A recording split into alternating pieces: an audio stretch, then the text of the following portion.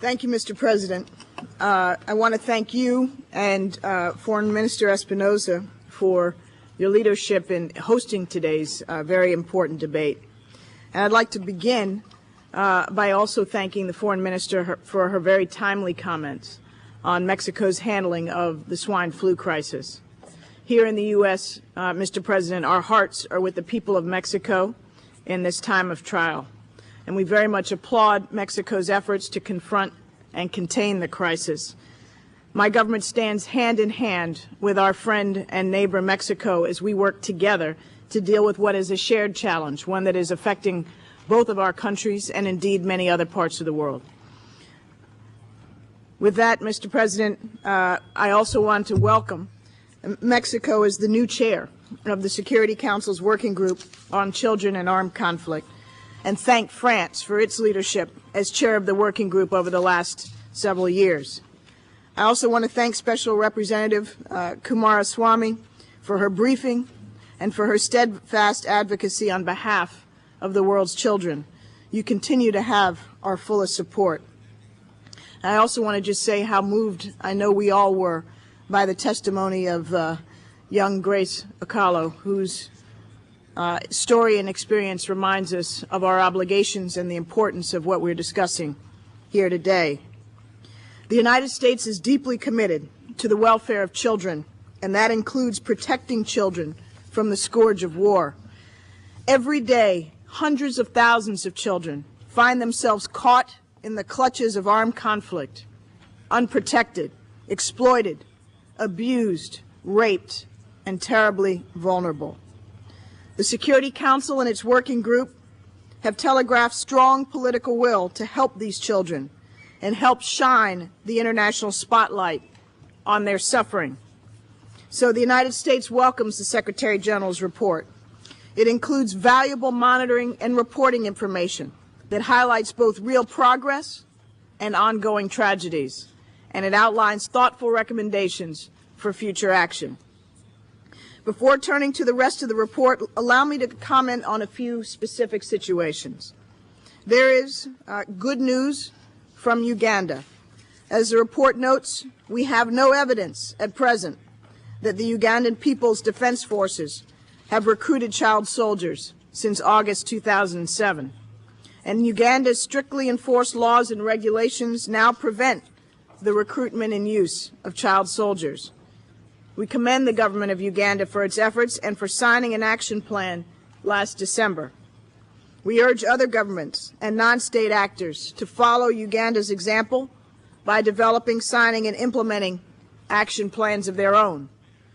However, in the Democratic Republic of Congo, the situation remains dire. Documented 554 new cases of children recruited by armed groups, 26 of them girls. We're also deeply troubled by what the Secretary General's report calls, quote, widespread sexual violence by armed groups in the DRC. In particular, two foreign armed groups operating in the DRC, the Democratic Forces for the Liberation of Rwanda and the Lord's Resistance Army, continue to abduct children to serve as soldiers, porters, and sex slaves. And some of these innocents have been murdered in cold blood. We're also deeply concerned by the situation in Sri Lanka, where fighting between government forces and the Liberation Tigers of Tamil Eelam has led to a growing and grave humanitarian crisis. Unconfirmed reports that the government continues heavy shelling in the conflict zone, causing large numbers of civilian casualties, are alarming indeed. The LTTE has reportedly increased its forcible recruitment of children, and the Tigers are said to threaten families that seek to disclose information about their children to the United Nations. The LTTE also uses civilians as human shields, putting children at even greater risk. Both the government of Sri Lanka and the LTTE must abide by their commitments to prevent further loss of civilian life. We remain frustrated and concerned that the government of Sri Lanka has not yet allowed a UN humanitarian team into the conflict zone to facilitate relief operations and the safe evacuation of civilians, including children. We also continue to be deeply troubled by events in Sudan, where close to 500 children, some as young as 12, have been recruited since February 2008 by a range of armed groups, including government forces. Moreover, attacks and restrictions on humanitarian workers have hindered the delivery of humanitarian aid to children, and the government of Sudan's recent expulsion of 13 international humanitarian non-governmental organizations has put the children of Darfur and the three areas at ever more grave risk. My government is also extremely concerned by the 53 verified cases of child rape by armed government elements in Darfur, something that I hope we can all agree is utterly unacceptable. Madam President, the situations in Sudan, Sri Lanka, the DRC, and elsewhere remind us how much more still remains to be done. One worthwhile step would be expanding the list of triggers for the monitoring and reporting mechanism authorized by Security Council Resolution 1612 to include rape and sexual violence against children, as well as killing and maiming.